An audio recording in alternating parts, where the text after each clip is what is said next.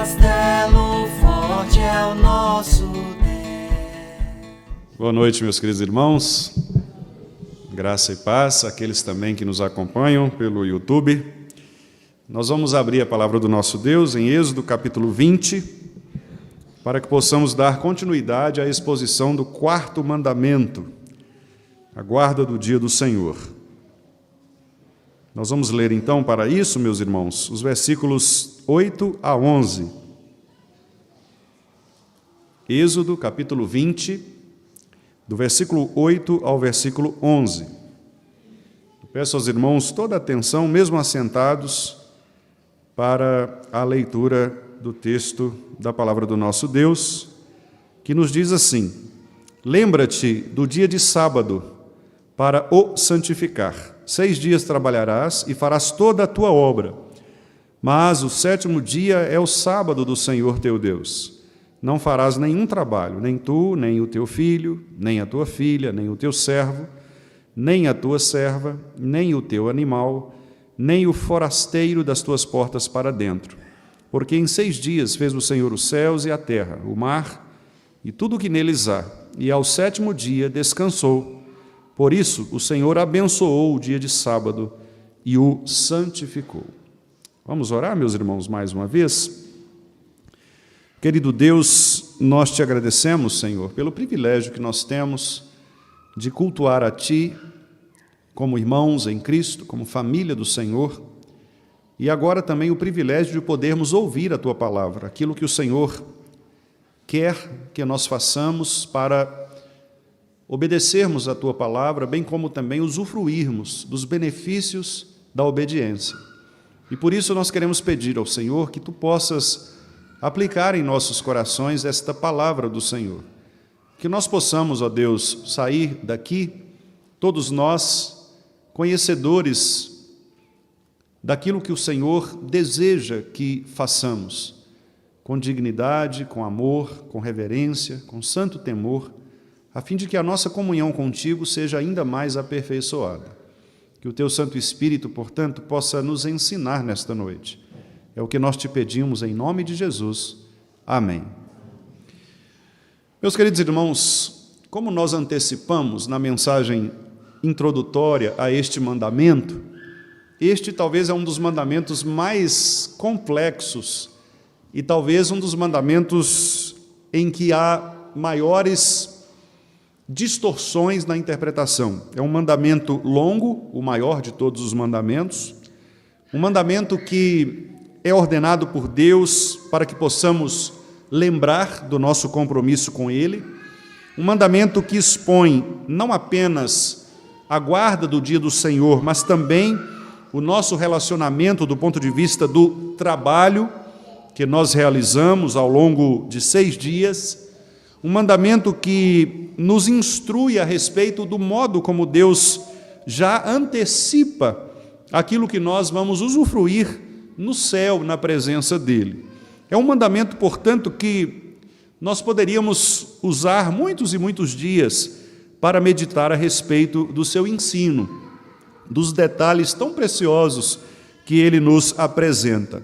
E talvez a maior dúvida que nós tenhamos em relação a este mandamento se refere às questões práticas, como, por exemplo, será que eu posso assistir a uma partida de futebol na televisão no domingo à tarde?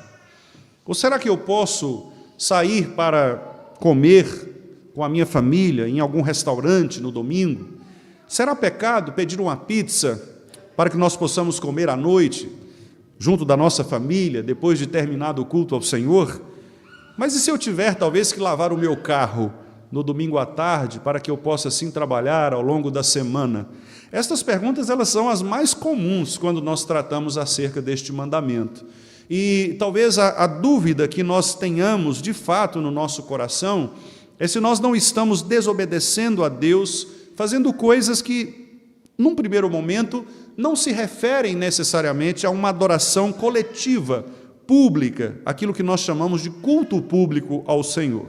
Então, meus amados irmãos, nesta exposição que eu farei agora, eu pretendo apresentar aos irmãos algumas possíveis interpretações acerca deste mandamento, e talvez encaminhar os irmãos para uma compreensão um pouco mais precisa, e eu diria até mesmo uma compreensão mais cristã acerca do que este mandamento requer de nós.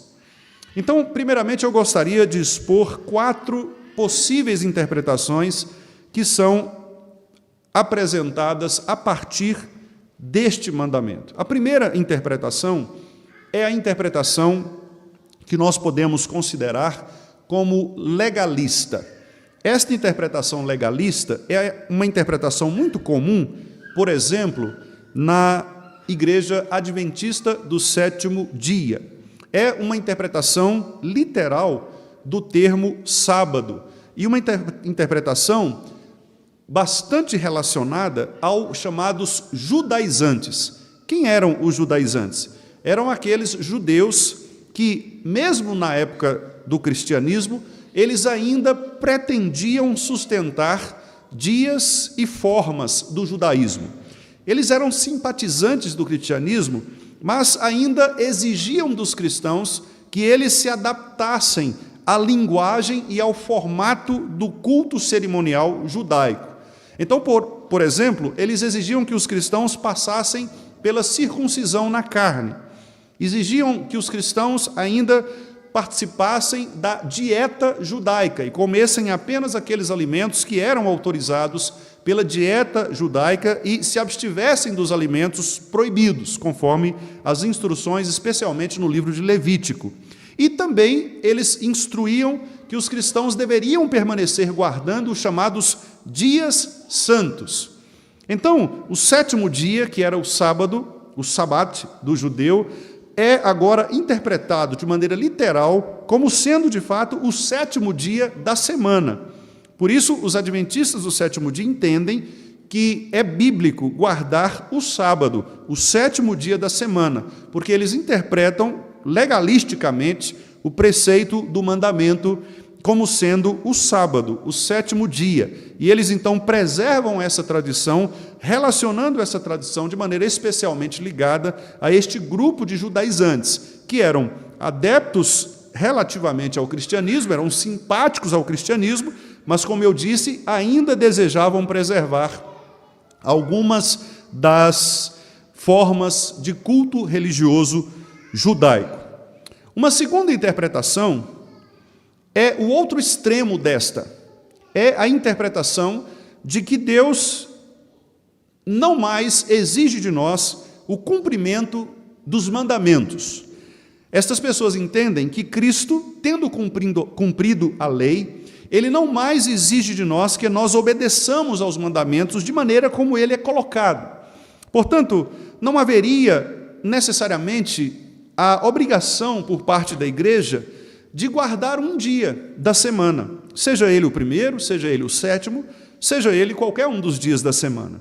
Para estas pessoas, a não observância deste mandamento não implicaria necessariamente em um pecado, porque Cristo teria abolido toda a lei, e esta lei, portanto, seria cerimonialmente, também do ponto de vista cultico, retirada, abolida da obrigação dos cristãos de obedecê-la. Então, este é o outro extremo, que não só reflete uma antinomia, ou seja, uma negação da lei de Deus, mas também uma licenciosidade, que é a liberdade que é dada por Deus aos cristãos, ela é tomada de uma maneira extrema, de uma maneira tão radical, que leva as pessoas a ignorarem aqueles preceitos, aqueles mandamentos que nos são exigidos da parte de Deus. Então nós temos dois extremos, de um lado o legalismo, de outro lado o antinomismo, que é a negação da obrigatoriedade de se observar o mandamento. Pois bem, entre esses dois extremos, buscando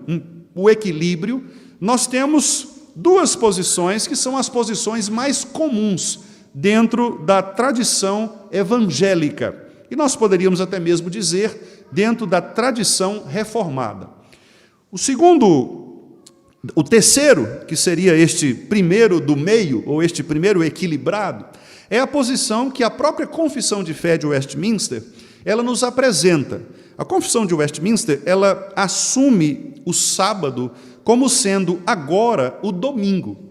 Claramente, os nossos irmãos puritanos do século XVII, escreveram que este sábado, conforme ele é escrito no mandamento, no quarto mandamento, que nós acabamos de ler, ele foi agora transformado para o domingo. E a razão por que os nossos irmãos puritanos entendiam esta mudança é porque há elementos suficientes no Novo Testamento para nós entendermos que os eventos principais do cristianismo, eles ocorreram no primeiro dia da semana, e não no sábado, não no sétimo, mas no primeiro dia da semana. Portanto, os irmãos de tradição puritana, os confessionais, aqueles que subscrevem a confissão de fé, na sua grande maioria, eles tendem, então, a defender que o sábado ele foi modificado para o domingo. O dia do Senhor, portanto, cristão, não é mais o sétimo, o sábado, mas é o primeiro, porque Cristo ressuscitou neste dia, no primeiro dia da semana, e, portanto, isto simbolizaria exatamente o cumprimento da lei judaica. Então, Cristo cumpriu a lei no primeiro dia. Ele matou a morte, ele ressuscitou e ele, então, venceu no primeiro dia da semana. Os principais eventos, portanto, como a ressurreição de Cristo, como a revelação do Apocalipse na ilha de Patmos, estes eventos ocorreram no primeiro dia da semana. Por isso, a Confissão de Fé de Westminster entende que o sábado cristão passa a ser agora o domingo. Mas, meus irmãos, há também uma outra posição, uma última posição, a quarta posição, que nós também podemos dizer que é uma posição reformada, que é a posição, inclusive, defendida por alguns dos reformadores, como, por exemplo, João Calvino, como, por exemplo, Martinho Lutero. Esta posição ela é muito parecida com a posição da Confissão de Fé de Westminster. De fato, estes irmãos também entendem que Deus escolheu um dia para que esse dia seja dedicado à adoração. Todavia, a ênfase que estes irmãos reformados dão não está mais necessariamente no dia da semana, mas na razão pela qual o dia da semana foi instituído. O que eu quero dizer é que, muito embora Calvino, Lutero e outros reformadores defendam que o primeiro dia da semana é o dia em que a igreja cristã se reúne, o foco da defesa desses irmãos não está no dia, mas na razão pela qual os crentes se reúnem nesse dia. Portanto, o foco da reunião do povo de Deus é a adoração a Deus, é o culto. Isto é mais importante do que o próprio dia. E isso é tão interessante que o próprio apóstolo Paulo, em 2 textos muito significativos das Escrituras, inclui a guarda do sábado como sendo uma questão de menor importância. Quando Paulo diz isso, é óbvio que ele não está dizendo que nós não devamos cumprir a ordem, mas o que ele quer dizer é que nós não devemos tomar esta discussão da guarda do dia do Senhor com um aspecto legalista, com um aspecto farisaico, como os fariseus faziam. Aliás, nós lemos o texto aqui durante a liturgia, em Marcos capítulo 2, a respeito exatamente disso. Os fariseus, eles julgavam aquelas pessoas que, por uma razão de necessidade, precisavam colher espigas para comer. Mas eles achavam que, em razão de aquelas pessoas estarem comendo, estarem colhendo as espigas, eles estavam quebrando a lei. E Jesus Cristo mostrou para eles que o mais importante não era o dia, mas aquele que era mencionado no dia, que era ele próprio, Jesus. Por isso, em Romanos capítulo 14, o apóstolo Paulo fala a respeito disso.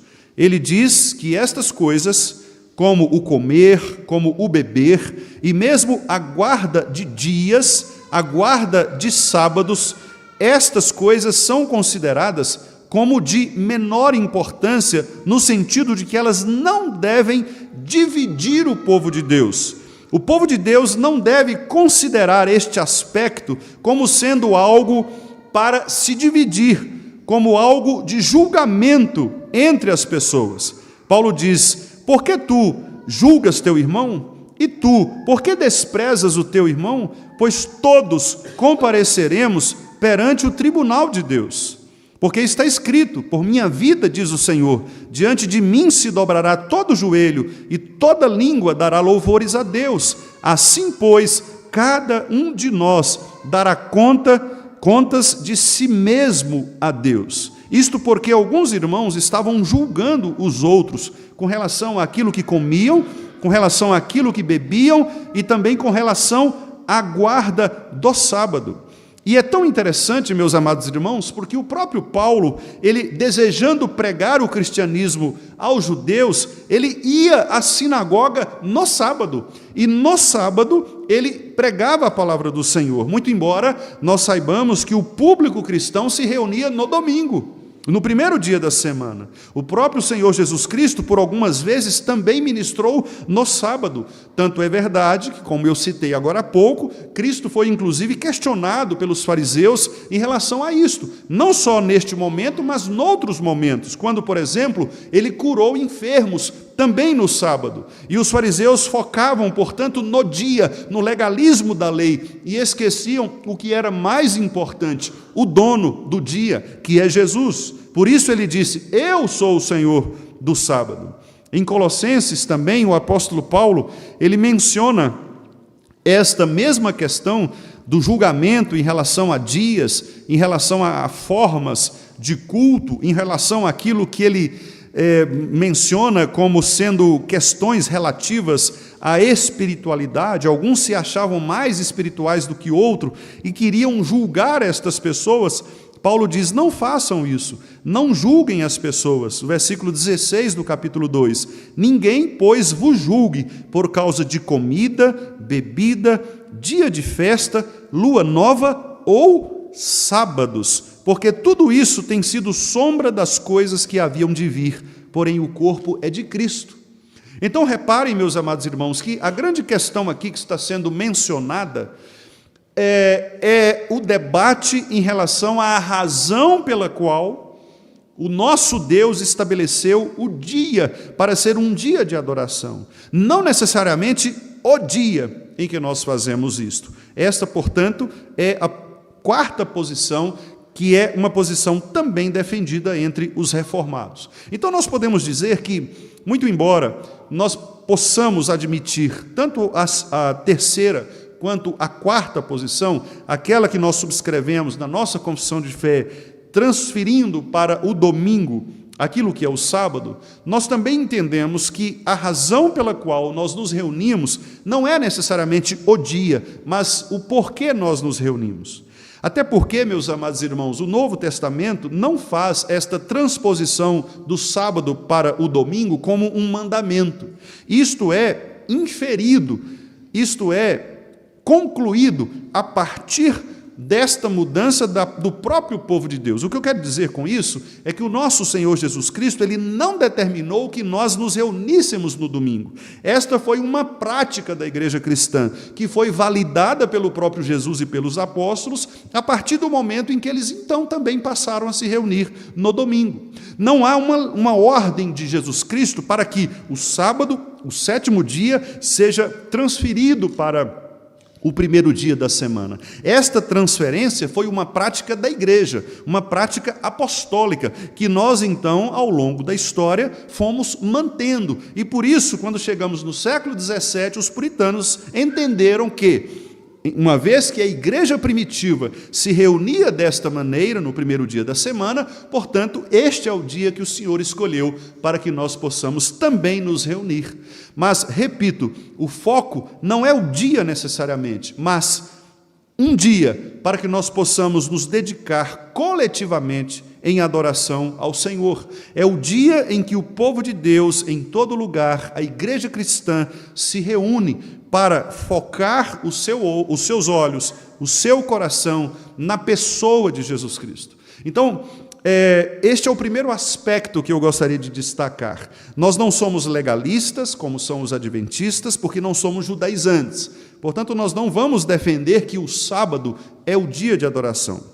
Por outro lado, nós não somos antinomistas, no sentido de dizer, então, Se não há um dia, qualquer dia. Não tem problema, por exemplo, eu ir a um estádio de futebol no domingo. Não tem problema, por exemplo, se eu não for à igreja, ficar assistindo a televisão ou fazendo outro tipo de diversão qualquer. Não, também isto é pecado. Mas estas duas últimas posições que eu mencionei são as posições mais aceitas, mais adequadas e mais defendidas entre os reformados. Aqueles que entendem que, de fato, o domingo é o dia em que nós reservamos para a adoração, e aqueles que entendem que esse dia que nós reservamos, ele deve, de fato, ser usado para a adoração. Então, este é o primeiro aspecto que eu gostaria de destacar. O segundo aspecto, meus irmãos, está na questão que se refere à santificação deste dia. Porque, como eu disse, as perguntas mais comuns são perguntas práticas. Será que eu posso lavar a roupa no dia do Senhor, no domingo? Será que eu posso comprar uma pizza no domingo, fazendo assim alguém trabalhar para mim, para que ele produza a pizza e traga à minha casa? Será que eu posso fazer isto ou aquilo? Estas são as dúvidas mais comuns. E, de fato, são as melhores dúvidas, porque os mandamentos eles devem implicar uma vida prática de nossa parte. Nós não devemos entender os mandamentos como prisões de Deus, mas, pelo contrário, os mandamentos eles nos fazem livres no nosso relacionamento com o Senhor. Então, agora eu vou tentar mostrar aos irmãos exatamente o que significa esta santificação do dia do Senhor. E, para isso, eu gostaria de levar os irmãos para o texto de Neemias. Gostaria que os irmãos abrissem, por gentileza, para que nós pudéssemos acompanhar o texto de Neemias.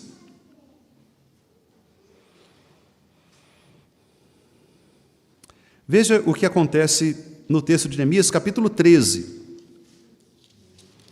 Neemias, capítulo 13. Este texto é um texto relativamente longo, nós não vamos lê-lo todo, mas eu gostaria que os irmãos focassem nos versículos 19 a 22. Eu penso que eles são suficientes para expor o que eu quero dizer. Aliás, o versículo 15, a partir do versículo 15, eu farei a leitura do 15 ao 22. Peço que os irmãos acompanhem com atenção.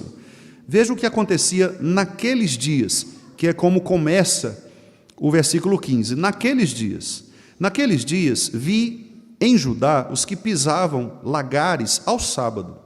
Ou seja, eles trabalhavam no sábado. Pisar lagar aqui é trabalhar. E traziam trigo, que carregavam sobre jumentos. Eram os vendedores, os comerciantes, que entravam em Jerusalém para vender estas coisas. Como também vinho, uvas, figos e toda sorte de cargas, que traziam a Jerusalém no dia de sábado. E protestei contra eles por venderem mantimentos neste dia. Também habitavam em Jerusalém tírios que traziam peixes, toda sorte de mercadorias, que no sábado vendiam aos filhos de Judá e em Jerusalém. Contendi com os nobres de Judá e lhes disse: que mal é este que fazes, profanando o dia de sábado? Observe, irmãos, qual é a profanação que Neemias menciona aqui? É eles entenderem o sábado como um dia qualquer, um dia para realizar o seu comércio. Eles entravam em Jerusalém como se fosse um dia comum, vendendo, fazendo negócios, trazendo as suas mercadorias, distribuindo as suas mercadorias nas vendas, nos supermercados, etc. Então, Neemias questiona isso. Por que vocês estão profanando o sábado? Acaso não fizeram vossos pais assim, e não trouxe o nosso Deus todo este mal sobre nós e sobre esta cidade? E vós ainda trazeis ira maior sobre Israel, profanando o sábado.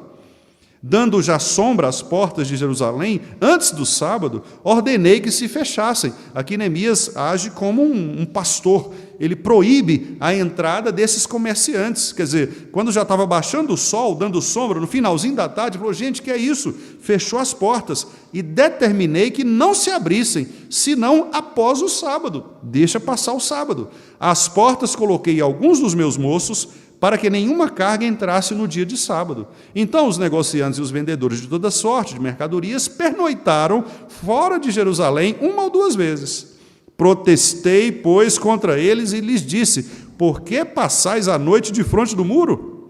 Se outra vez o fizerdes, lançarei mão sobre vós. Isso significa matar. Veja como o pastor é bem calmo, né? Bem tranquilo, né? Se vocês aparecerem de novo aqui, eu vou passar a espada. Daí em diante, não tornaram a vir no sábado. Ninguém, né, também, né? O camarada ameaçando matar a gente aí. Vamos sair fora.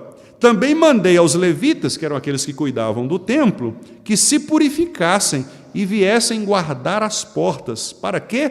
Para santificar o sábado, o dia de sábado. Também nisto, Deus meu, lembra-te de mim e perdoa-me segundo a abundância da tua misericórdia. Então veja, meus irmãos, olha o contexto da perversão ou da profanação do sábado. Qual era o contexto? Era de considerar o sábado como um dia comum, um dia para fazer negócios que as pessoas faziam durante os outros dias da semana, segunda, terça, quarta, quinta, sexta, né? Eles faziam também no sábado. Então, qual é o grande ensino que nós tiramos aqui, não só deste texto, mas de vários outros textos das Escrituras? Eu tomei este como exemplo, mas todos os outros acompanham o mesmo raciocínio. Qual é o grande problema no sábado? É nós considerarmos o dia em que o povo de Deus escolhe como sendo o dia para adoração pública, para nós fazermos as mesmas atividades corriqueiras que nós fazemos nos dias anteriores. Vou dar um exemplo. O estudante que, ao invés de cumprir os seus trabalhos de faculdade nos dias comuns que ele tem ao longo da semana, até o dia do sábado, que foi ontem, ele também deixa para fazer os seus trabalhos, para estudar no domingo. Ou aquela dona de casa que, tendo os 6 dias para lavar a sua roupa, para passar a sua roupa, para dar faxina na sua casa, ela deixa também, acumula estas coisas para fazer no domingo. Ou aquela pessoa que, porventura, tem alguns cálculos para fazer da sua empresa e ela, então, faz os seus cálculos também no domingo. Ou aquele comerciante, aquele negociador que também faz negócios no domingo, vende, troca, compra. É isto que o mandamento nos proíbe fazer. É entender o dia coletivo para adoração como um dia qualquer. Não há diferença entre o dia que o povo está reunido para os outros. Então, o que o mandamento quer nos ensinar, meus amados irmãos? Ele não está preocupado se nós vamos assistir na parte da tarde uma partida de futebol, estando na nossa casa, deitado na nossa cama, descansando. O mandamento não está se referindo aqui ao fato de nós convidarmos algumas pessoas para ir à nossa casa, para almoçar conosco, para bater um papo. O mandamento não está aqui condenando que nós, depois do culto, possamos pedir uma pizza, sair para comermos alguma coisa. O que o mandamento quer dizer é que nós devemos dedicar este dia, em sua maior parte, à adoração coletiva, como povo de Deus, ao Senhor. Porque Deus nos dá o sábado como bênção. O sábado não pode ser para nós um peso. Nós não podemos entender o dia do Senhor como sendo um peso sobre os nossos ombros. Por isso, meus amados irmãos, permita-me aqui uma observação pastoral. Nós devemos evitar, inclusive na igreja, ativismos no dia do Senhor. Porque acontece muitas vezes, não é o caso aqui, pelo que eu percebi até agora, mas há igrejas, por exemplo, que criam inúmeras atividades no domingo. Então tem o culto de manhã, tem 2 horas, aí a pessoa termina, depois do culto tem uma reunião, depois da reunião tem que ir embora correndo para almoçar, porque 2 horas tem reunião da UPA, 3 horas tem plenária da SAF, 4 horas tem da UCP, 5 horas tem da UPH, 7 horas tem o culto, e se bobear, depois do culto tem uma reunião do conselho. Não é? Ou seja, o domingo vira um dia comum. Um dia para resolver negócios. E às vezes as pessoas dizem, não, mas nós estamos fazendo coisas do Senhor. Meus irmãos, tudo é do Senhor. Quer comais, quer bebais, ou façais outra coisa qualquer, fazei para a glória de Deus. Tudo é culto. Nesse sentido, tudo é culto. Portanto, o culto não é somente o culto que nós prestamos aqui. É toda a nossa vida de adoração. Mas este culto que nós prestamos aqui, ele é um culto especial. Porque agora, exatamente por isso, nós retiramos do nosso tempo comum, nós nos afastamos das nossas atividades corriqueiras, para fazermos, irmãos, um tempo de adoração ao Senhor. um tempo de devoção ao Senhor, um tempo em que nós experimentamos uma presença mais próxima de Deus por meio da comunhão com os irmãos, em culto público. Então, o que o mandamento diz quando menciona santificação é o fato de que nós devemos cuidar para que o nosso coração esteja verdadeiramente despreocupado das outras coisas que nós podemos resolver nos demais dias da semana e nos concentremos na adoração pública ao nosso Deus. Que nós possamos dedicar a maior parte deste dia para estar em contato com os nossos irmãos, para orarmos uns pelos outros, para virmos à igreja com alegria, não com aquele peso de que temos de fazer esta atividade ou aquela, de que terá esta reunião ou aquele compromisso, aquela programação. Não. Nós devemos reservar, portanto, um tempo de gratidão ao Senhor. Por isso, meus amados irmãos, eu entendo que não é pecado quando nós tiramos parte do domingo para descansarmos, verdadeiramente descansarmos, para, quem sabe, irmos a um parque com a nossa família, contemplarmos a criação do Senhor, para, quem sabe, andarmos de bicicleta no meio da natureza, para também respirarmos aquilo que foi criado pelo Senhor, ou, quem sabe, convidar um irmão para ir na nossa casa para bater um bom papo. Todas estas coisas fazem parte deste dia, porque ele é um dia diferente. Se nós não fazemos estas coisas no outro dia, é no dia do Senhor que nós devemos, então, dispor o nosso coração. E, meus irmãos, eu quero encerrar esta meditação nesta noite, trazendo também uma palavra pastoral no seguinte sentido. O apóstolo Paulo, bem como Jesus Cristo, nos textos que nós lemos aqui, tanto em Marcos capítulo 2, quanto em Colossenses capítulo 2, quanto em Romanos capítulo 8, nós aprendemos que é pecado de nossa parte quando nós apontamos o dedo para os nossos irmãos. E é muito comum que às vezes nós tenhamos a tentação de julgar o nosso irmão com relação a isto. E nós beiramos o farisaísmo. O que é o farisaísmo? O farisaísmo, meus irmãos, é aquela ideia de que nós vamos conseguir cumprir a lei. O fariseu, ele fazia tudo de errado. O seu discurso era correto, mas a sua prática era errada. Por isso Jesus chegou a dizer, faça o que eles falam, mas fique longe do que eles fazem. Porque muitas vezes nós temos a tendência de apontar o dedo para os nossos irmãos e dizer que o nosso irmão está em pecado, quebrando este ou aquele mandamento. Ora, é óbvio, meus amados irmãos, que o bom testemunho de nossa parte é exigido do nosso Senhor. É óbvio que nós temos que nos adequar a todos os mandamentos, não apenas a este. Mas o que eu quero dizer é que nós temos de ter um coração como o de Jesus Cristo.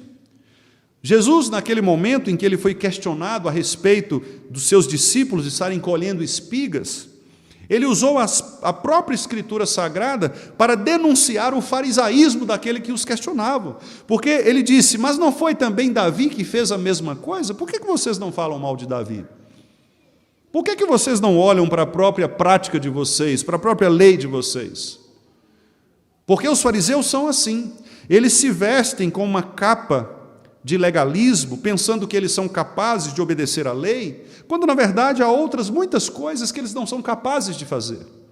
Por isso eu quero confortar o coração de todos os irmãos, no sentido de dizer que este mandamento ele não quer nos obrigar necessariamente a uma prática legalista, farisaica, de termos a obrigação, mas, meus irmãos, compreendendo que o nosso Senhor Jesus Cristo já cumpriu toda a lei, inclusive este mandamento, o mandamento do dia do Senhor é um mandamento que nos induz a confiar em Jesus Cristo. Este talvez seja o principal ensino. O principal ensino do mandamento é nós confiarmos que Deus, que é provedor do seu povo, Ele vai prover todas as nossas necessidades. Portanto, eu não preciso ficar preocupado, ansioso, em fazer as coisas que eu faço noutros dias, no dia do Senhor, porque Cristo, Ele fez por mim. Nada do que eu possa fazer superará o sacrifício de Jesus Cristo por mim. Portanto, quando nós tiramos o tempo para virmos à igreja no dia do Senhor, no domingo. Quando nós nos reunimos como povo de Deus, nós estamos despreocupados das outras coisas, porque nós temos de ter a convicção de que Cristo, Ele já preencheu aquilo que falta a nós. Nós não precisamos trabalhar neste dia, porque nós sabemos que o nosso sustento vem do Senhor. E Deus deu este exemplo ao povo de Israel, dizendo a eles: fiquem tranquilos, não precisam juntar o alimento, eu vou dar o alimento, o pão nosso de cada dia nos dá hoje. Por isso nós não precisamos trabalhar no domingo, porque não trabalhar no domingo é uma demonstração de credulidade. Nós cremos que Deus vai nos sustentar, mesmo se nós retirarmos um dia da semana para descansarmos. E é nesse dia em que nós então descansamos mesmo no Senhor. Eu conheci um irmão, faleceu, ele era taxista. E era muito engraçado, para não dizer trágico, porque algumas vezes, eu pregando, ele ficava à porta, e a igreja onde eu estava era uma igreja próxima a um aeroporto. Quando o avião barulhava, ele escapava e ia embora.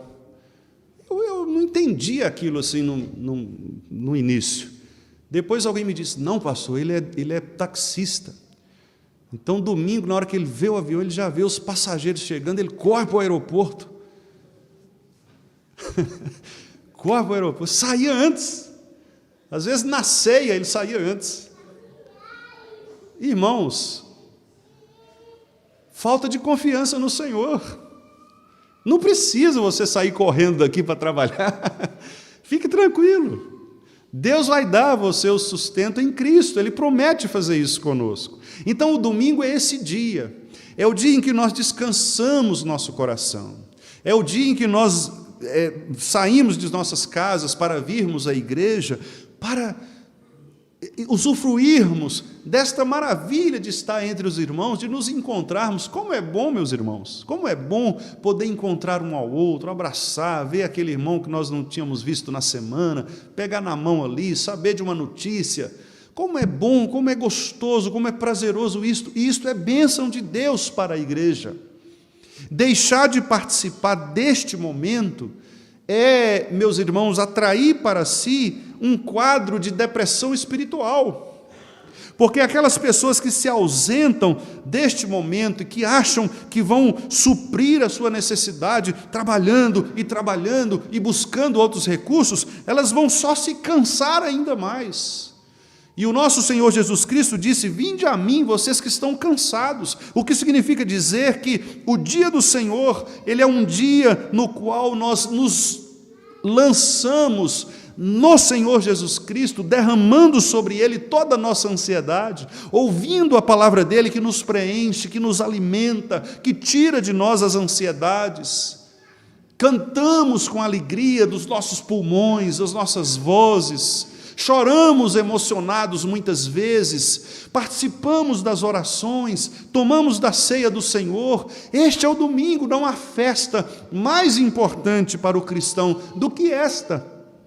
E se você não tem tido paciência de estar no domingo na casa do Senhor, prepare-se, porque você não vai ter paciência no céu. Porque o céu é um complemento daquilo que é o domingo. Se você vem para a igreja arrastado, se você vem para a igreja chateado, que você não quer encontrar o fulano, então você não merece ir para o céu mesmo, porque lá vai ser um domingo perpétuo. Lá não vai ter segunda, terça, quarta, vai ter só domingo. Então, se você não gosta do domingo, se você não gosta de vir à casa de Deus, de estar na presença do Senhor, avalie o seu coração. Avalie o seu coração. Porque a maior demonstração de que nós desejamos o céu é reservar o dia para, junto com o povo de Deus, nós cultuarmos o nosso Senhor. Que Deus nos abençoe, meus irmãos, e que nós façamos isto com alegria verdadeira, genuína. Compre a pizza depois do culto. Convide o pastor. Mas antes, adore a Deus em comunhão com os irmãos, porque é isto que preenche a nossa alma. Vamos ficar de pé, meus irmãos?